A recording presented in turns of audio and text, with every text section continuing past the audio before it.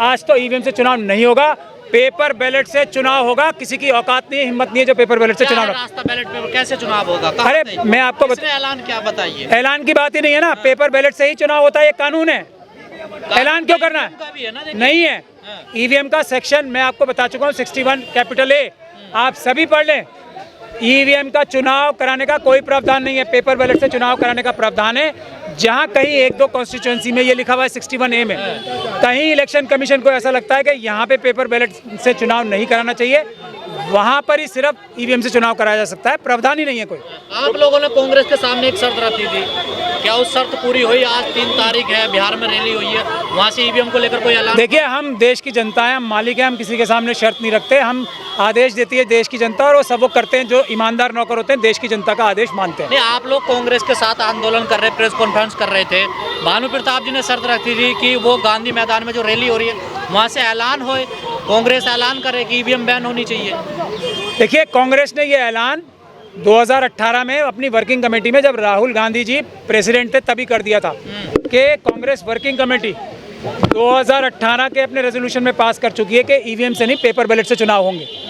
हर एक political party के manifesto में ये बात है।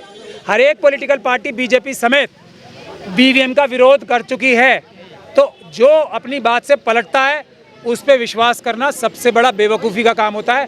मोदी जी अपनी बात से पलटने के लिए माहिर है, कोई और पार्टी मुझे लगता नहीं है जो आरएसएस और बीजेपी के साथ नहीं है वो अपनी बात से पलटेगी कभी भी। सब साथ हैं, ऐसा सोचना ही बेकार है कि कोई पार्टी हमारे साथ नहीं है। अपने अपने चुनावों में बिजी हैं, लेकिन हमारे साथ हैं, ये मैं आपको गारंटी दे रहा हूँ। इसके बारे में आपसे किसी को कोई बात करने की ज़रूरत नहीं है। ये मेरी ज़बान है, मोदी जी की ज़बान नहीं है।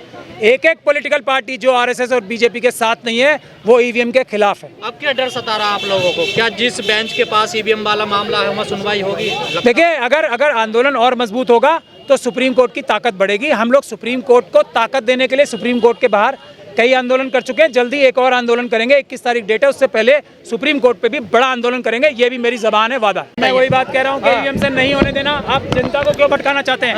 नहीं, अगर होता भी है, अगर का सवाल ही नहीं उठता। मोदी जी हमारे नौकर हैं देश की जनता के।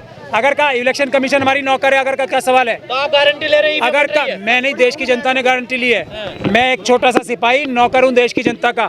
मैं आने वाले समय में मैं जीतने में विश्वास रखता हूँ देश की जनता में। तो कंफ्यूजन है ना? देखिए, कोई कंफ्यूजन नहीं है जनता में। पेपर बैलेट से चुनाव कराना चाहती है जनता। और कोई मुसीबत आती है, कोई पहाड़ गिर जाता है तो तब की तब सोची जाती है।